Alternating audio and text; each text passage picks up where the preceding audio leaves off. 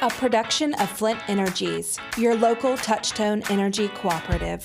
Front Porch Chats brings you along while we share interesting events, places to go, important programs, and hidden gems located in Central and Southwest Georgia. Grab a glass of iced tea while we chat for a spell.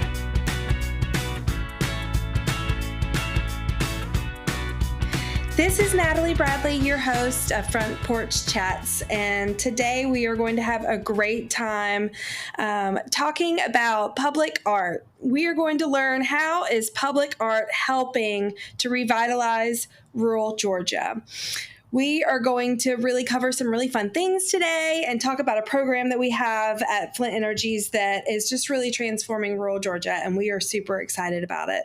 I am joined by the fabulous Marian McLemore. She's the Vice President of Flint Energies Cooperative Communications Department. Marian, thank you so much for joining me today. Thank you for having me. So, Marian, I'm going to let you kind of give your background and introduce yourself to everyone listening so that they know why you're so passionate about this and why you're so great at what you're doing. Well, I am originally from rural South Carolina. I was born and raised, grew up on a country farm, moved to the Middle Georgia area about 19 years ago for my job here at Flint. And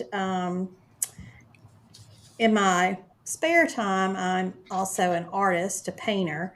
And so I've always had this passion or this, affinity for the arts. And that is sort of how the program came about, is my love of both rural communities, art, and the electric cooperative way. Yeah, I think that's what makes it so awesome too. So, I recently wrote an article about how public art helped bring life back to a tiny rural town, which sounds super dramatic, but it's also true. So, Marian and I share our love of art, and we're both artists. And so, maybe we just see life through different lenses, possibly than maybe the average Joe or Jane. But I always knew that public art was powerful.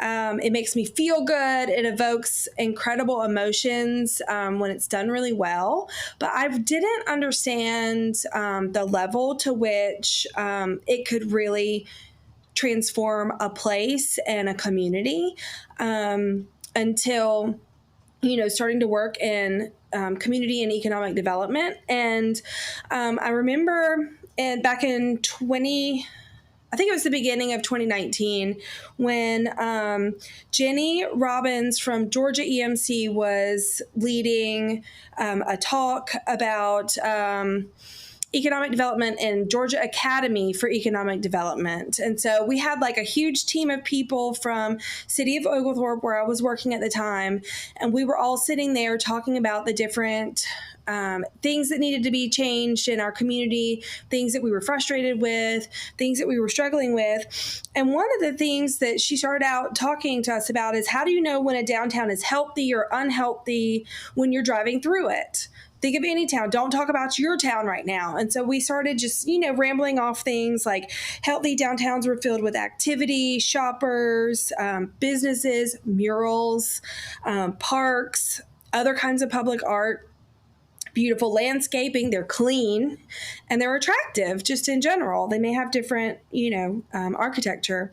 And then on the opposite end, the class agreed that unhealthy downtowns had vacant, blighted buildings, trash everywhere possibly, tired-looking paint and signs, poor landscaping, like no shade trees, no activity really.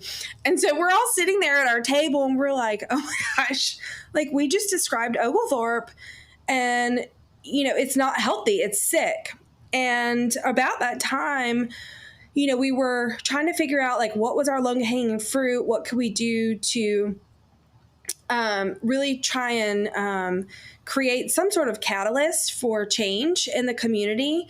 I had just moved back to the area, and I had discovered that a lot of promises had been broken to citizens. And so people were just down in the mouth about Oglethorpe, just saying really ugly things, not being supportive. There weren't very many volunteers. Everybody was just disgruntled. And so then I came across the Rural Murals program from Flint Energies.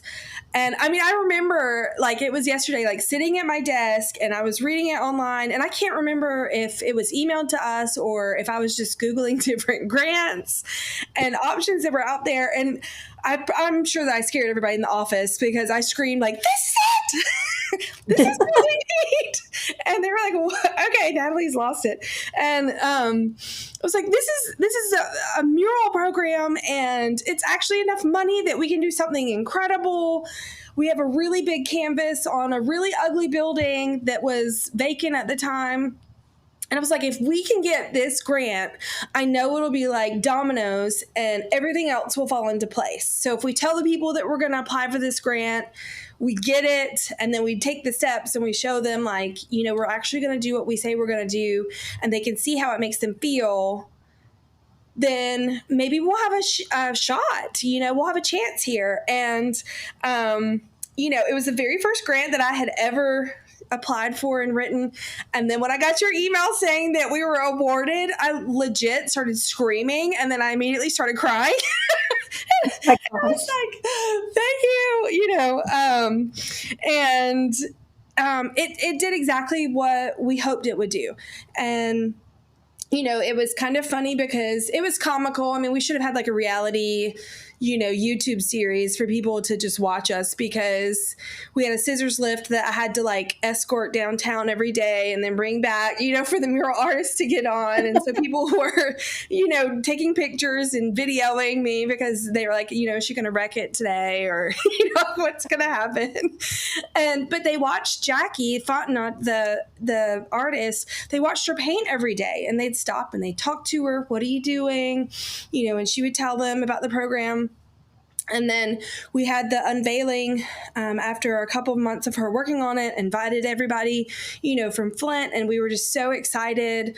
This was right before the pandemic. Thankfully, we were able to squeeze that out that January. And what was so cool is even though, right on the heels of that, we did another public art installation with different pieces of art submitted by local artists. Maybe let's start with letting people know, when did the program actually begin, and what is the program exactly for people who aren't familiar? Sure. It's called the Rural Murals program, which is really hard to say 10 times fast in a row. But the purpose behind it is we wanted to put murals, public art, in rural communities to triage the brain drain that's happening in those rural communities. So many of these communities are drying up because all the young people are moving to the big metropolitan areas. And so what could we do that could bring about some sort of renaissance for economic development in these areas? And one of those low-hanging fruit type projects was creative placemaking, putting in public art. So the thought of it probably started further back, like 2018, maybe even as early as 2017. The thought started percolating then. And anyway, at Flint, we're not for profit electric cooperative. So that means any profits we may make actually comes back and is invested into the co-op for a number of years, but then eventually we'll give those dividends back to the folks that used electricity during those years. We give them back in the form of capital credits. Now, folks, move around. They might move from one county to another. They move to other states, what have you. Sometimes we can't find those folks that have been on our lines to return those capital credits. Now, by state law, we are given 5 years to track them down to return those funds. But if we cannot locate them after 5 years, in that sixth year, the money comes back to the co op to use one of three ways, to a charitable organization, for economic development purposes, or education purposes. So, a number of years ago, we started getting those funds back. We started investing them back into our communities, giving them through our foundation, the Flint Energies Foundation, or um, to economic development efforts or education efforts. One of the offshoots of those funds is the Rural Murals program. So, was given the chance by our former CEO, Bob Ray. Okay, here, I know you're creative. You always have these great ideas. Come up with a great creative idea to spark some economic development in our rural territory.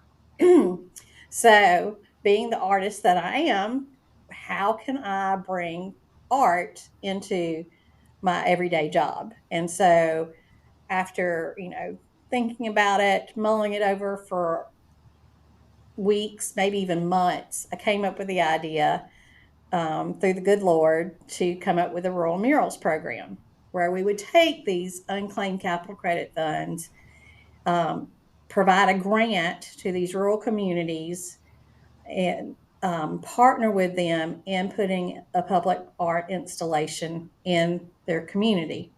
Now, we did not want to do just a straight up grant, give the Mhm. community 10,000 or $12,000 to put a mural in, within their city limits. We felt like if we just threw money at them, they wouldn't have any ownership of it. They might not take care of it as easily. Lots of things. Yeah. So we at least had that caveat that they had to pony up at least $2,000, $2,500 to get a mural installed in their community. And it was a low investment amount for a community, but with big dividends. So in 2019, we offered that first Rural Murals grant, and happy to say that Oglethorpe applied and won that grant.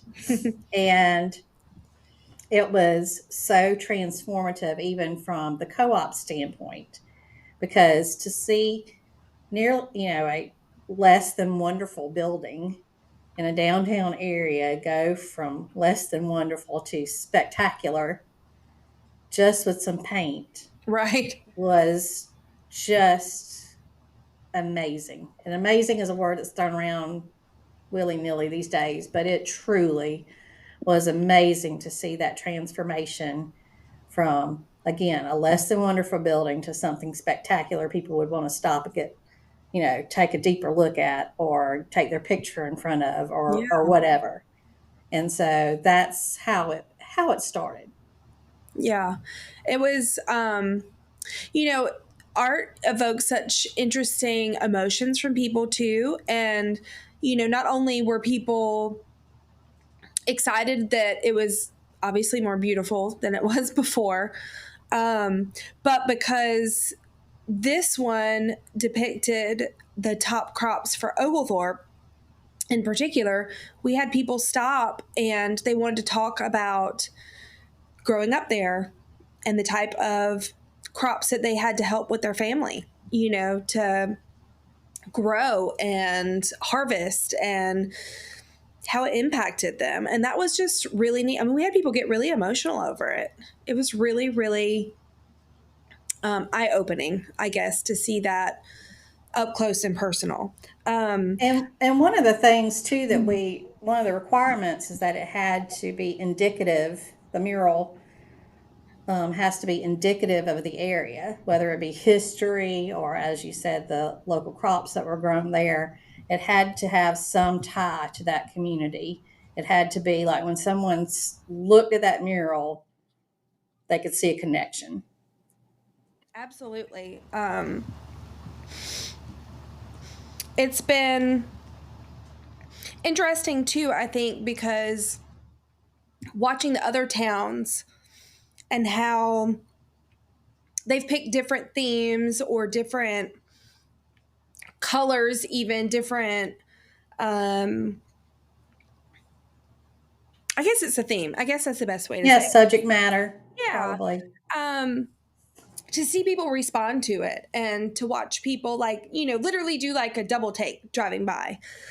So some of the other communities that have had murals and their experiences, I'm just curious, what's their feedback been? How has it changed or bettered their downtowns, their communities? What's the response been? The response has been so positive.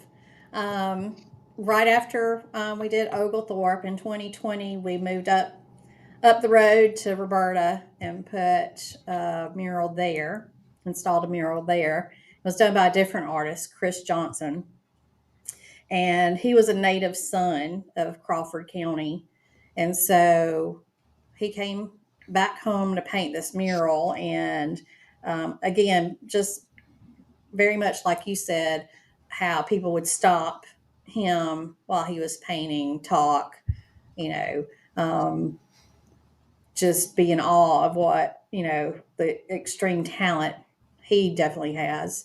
Um, with Chris, he actually hands the paintbrush off to those folks that come and talk to him and say, "Hey, paint this, this little, square inch or two over here," and he incorporates it, and that really brings that, that feeling of ownership really, you know, into being, I guess. But anyway, so moved up to Roberta, did that one, and just like Oglethorpe, they have seen a transformation. They have seen, business owners spruce up the outside facades of their buildings. They've had properties bought up, renovated, new businesses moving in. Same story, different, just a different downtown. Um, in 2021, we ended up doing 3 murals because we had an abundance of funds. And we did 2 in Butler in Taylor County and 1 in Fort Valley. And I know the group in Fort Valley that helped sponsor that mural was the Austin Theater um, Arts Enrichment Group. I can't, uh, pardon me, I don't know the exact name of that. But anyway, they um, have seen increased foot traffic in their downtown. It put them on the map, beyond just their Peach Festival and Bluebird and all like that. That particular mural um, was featured in a campaign commercial for Senator Warnock, U.S. Oh, Senator Warnock, because it's so um, show stopping. yeah. It truly is an attraction, a local attraction now. And so they have seen, increased foot traffic. They've seen, you know, businesses in the downtown area spruce up as well. It is, you can almost predict what's going to happen because this is the third, at this point that was the third time around. In Butler, they have also seen some of the same things happen as well. They One of the anecdotes that I was told was that they have people that walk the neighborhood or whatever, and they might not be upon looks that they would even care what their downtown looked like, but once those murals came up, if they were walking in the town, they'd start picking up litter. Oh, I love And that. so there's this sense of pride, this Yes. neighborhood, this town pride, that that little bit of paint on a wall caused them to pause and clean up, pick up a, empty bottle or a piece of trash or whatever. But it caused the average resident to take notice and to feel some pride and want to contribute to the beauty of the town. And so, um, again, same thing. There's, I think, a courtyard that's been added in Butler, Yes. some other facades that have been improved, new businesses moving in. Hmm. It is just the right formula to get a renaissance going in all these small communities. So in 2022, we had two more rural murals added to the list. Another one in Fort Valley, which honored quite a few of their, I guess, local celebrities, local residents that have gone on to do great things, or former residents that have gone on to do great things, like actress and singer Lena Horne. There's the guy, the Freeze, that used to be entertainment at the Atlanta Braves games, and also a U.S. Navy Rear Admiral, Alvin Halsey. Um, so there's a bit of pride in, the residents that live in these towns, that they, want to share that history with Yes. the world. And so Rear Admiral Halsey came down during Navy Week to see his likeness in the mural. That got some press, that would not have been there if we hadn't had that mural. Um, so who knows? We might be increasing, Navy recruitment through a mural. Anyway, then we also did one in Buena Vista, and that one is really special, because the original plans were to do a mural, but they got so much buy-in with the local community that the Nature Conservancy went in and donated some funds, and they were able to expand the mural a bit bigger than originally planned. And since then, they have actually gotten donations from a local business owner to put in irrigation and lighting, for that mural, because that mural is immersive. There's a strip of land in front of that mural, and the mural itself is about the longleaf pine forest, which is, the show horse of the turpentine industry, which was big in that area at one time.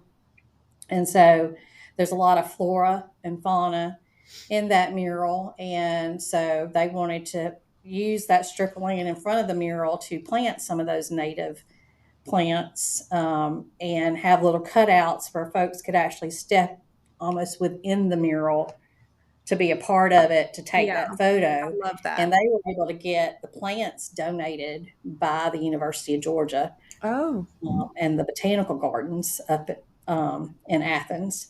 And so that, this spring should be a sight to see. yeah. Oh, I can't wait. Yes. And then in, this past year, we had, um, three more murals put in, another one in Fort Valley, actually, two more in Fort Valley, um, very close to the first two. And one is at a very, highly trafficked traffic light. So it's getting seen by a lot of folks. There's more eyes on that one than probably, um, some of the other ones, but it's a showstopper Yeah. as well. And then we have one in Ellaville, which is in Sly County, which, just east of Buena Vista, and they're all absolutely gorgeous. And they have all those towns have seen some sort of positive growth, transformation from these murals. Yeah. And it's like the Main Street program, that we have. It's a national program, but it's really, there's a lot of participation throughout Georgia, for downtowns to participate. And one of the things that they talk about in that recipe for success for downtown is, placemaking and public art installation. But I think that having been on both sides of the fence with, working for local government that didn't have much money, and also working at the state level for the organization that runs the Main Street program and now working for Flint. It's really interesting. I think the reason why this program has been so transformative, particularly in our rural communities, is because while they do have to put skin in the game, it's not out of reach for them. And a lot of people, I think, don't realize, the money is not there to invest in a lot of things like placemaking and public art as comparable to a more populated area. You just don't have the tax base, and you don't have, sponsorships. You don't have a lot of businesses that can help support those kind of things. And so, these areas that we talked about, I mean, they've all gone through hardships with industry, leaving and going overseas and losing all these blue collar and executive level jobs. And I think that you kind of hit the nail on the head with the whole, civic pride and loving your community and your downtown again, because people have just felt so beat up, I feel like, for years, watching places that they love kind of wither in front of their very eyes. And, I was just making notes of all the different places we've talked about. And, Oglethorpe has had some major growth, but Roberta has, I mean, that has just been very steady growth.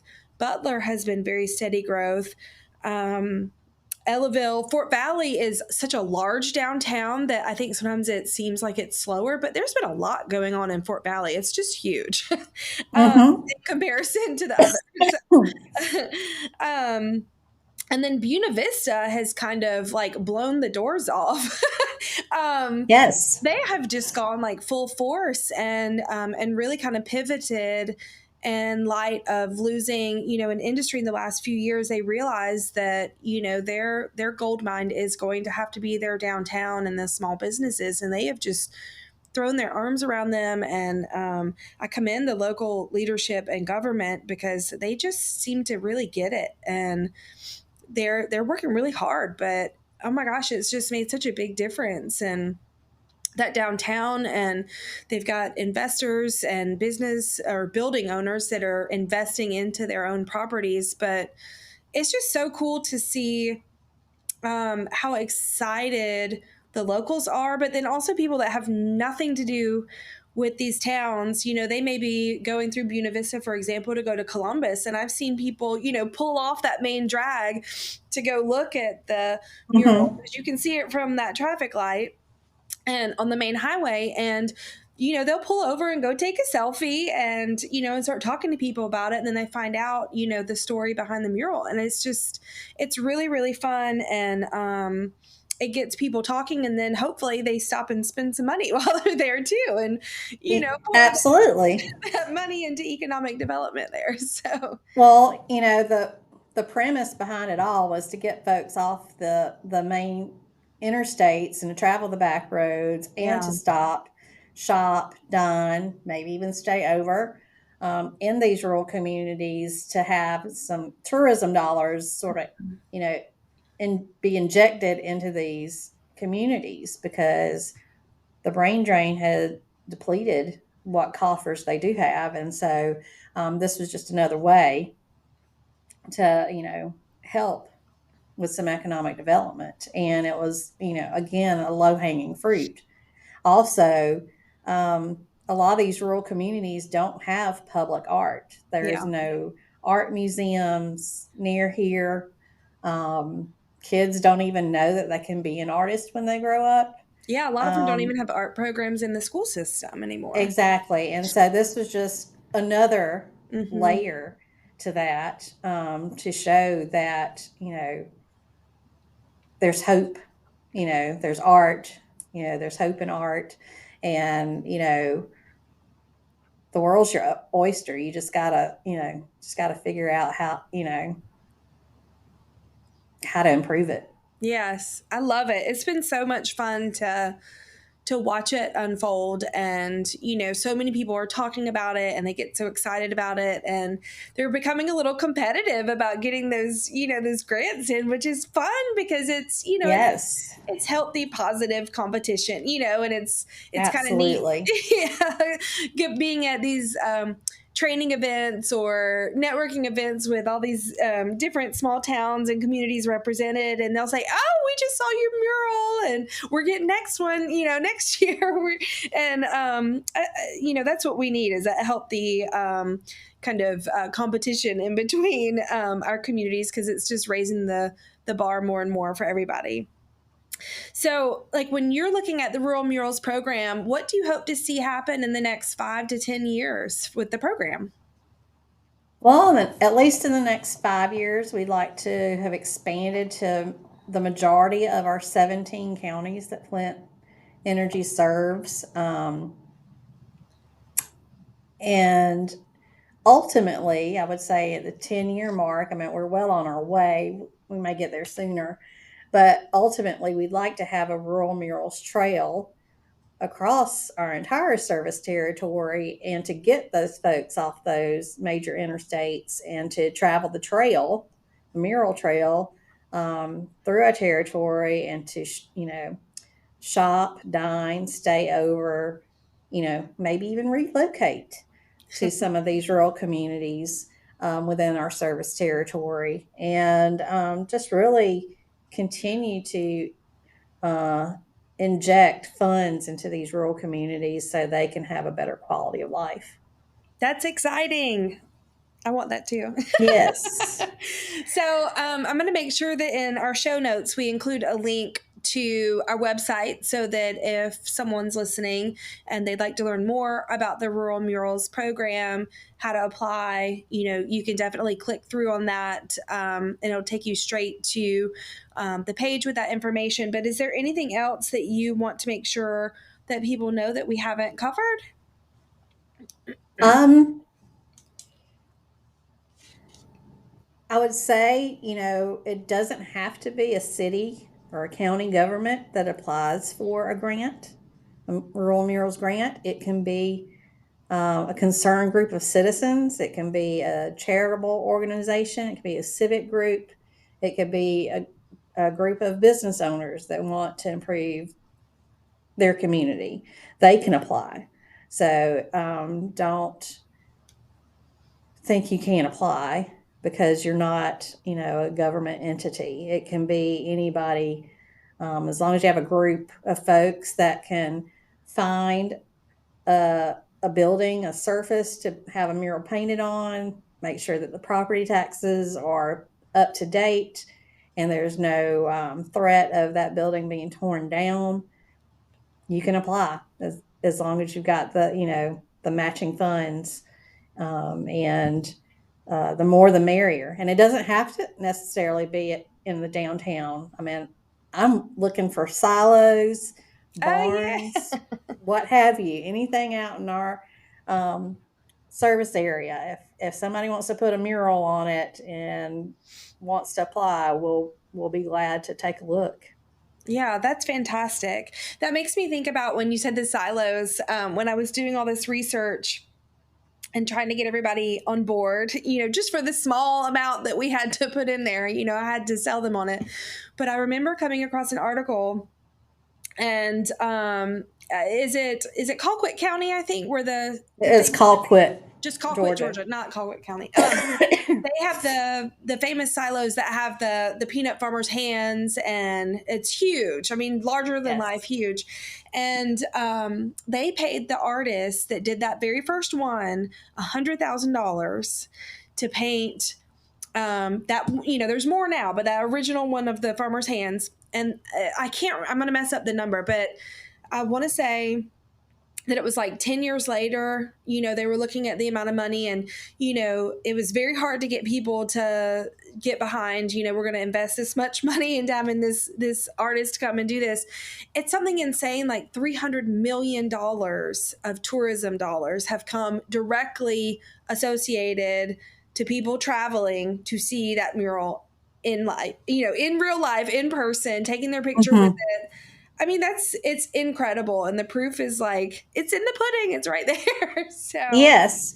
And what's so funny, you should bring that up. When I was percolating the idea for this Rural Murals grant program, that's where I went to oh do my gosh. research. Was I went down to Colquitt, met with the head of their arts alliance down there, spent a day.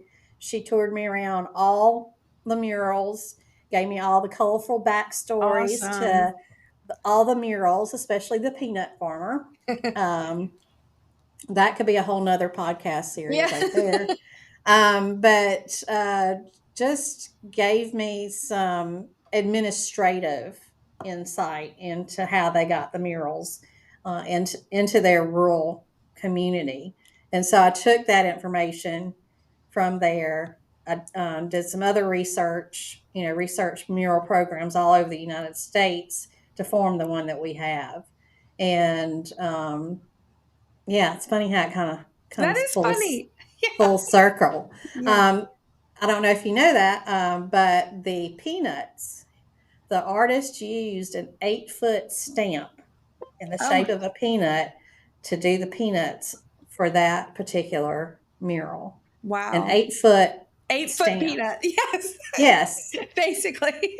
Hmm. That's incredible. Yes. I love that. I love that. Hmm. That's very, just to even think about something at that scale, like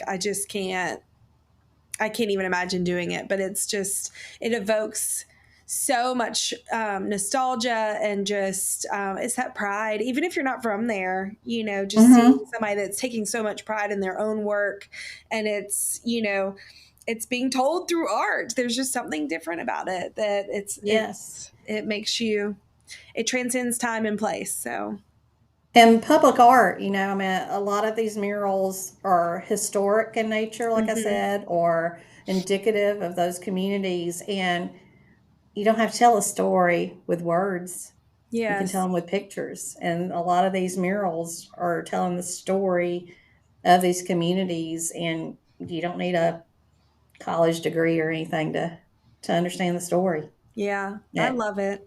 I love it. And I think it's just so incredible to hear, and to understand and learn all about how Flint has become such an integral part of this rural revival that people have been talking about, for years, that's taking place, and seeing, how much good an EMC can do for the communities that they serve. And it's just, it makes you feel really good about going home at night, that that's what you get to do, like, for your job. It's just, I get to go to work and help communities. It's incredible to see what you've been able to do. And, I mean, every week I meet new people that they talk about these murals, and, I love that that was your brainchild, and just to see it, come to fruition and be a part of it before I Hmm. even knew you, it's just, it's really, really neat to now be sitting here today and then hearing the backstory and just see how it's just morphed into this incredibly impactful program. It's, Well, you should be thank very you. commended for it. It's Well, amazing. thank you. I can't take all the credit. God gave me the idea.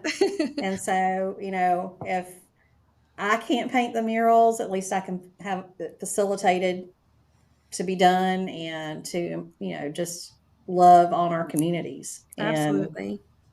this is just our love letter. I call it our love. These murals are our love letters to our communities. Oh, I love that. Yes. Oh, I love that so much. Well, thank you, Marian. I appreciate you so much taking your time and to share this with everybody. And again, we're going to put the link in the show notes. And like Marian said, even if you're not a local government, you can apply. Or if you don't have the means with which you can, apply for this grant and make it happen, put it in the hands of somebody that can, and plant that seed, because you never know. You never know. Absolutely. So, well, thank you so much, and Thank hopefully we'll you. see some new fabulous communities come through with their applications after they listen today.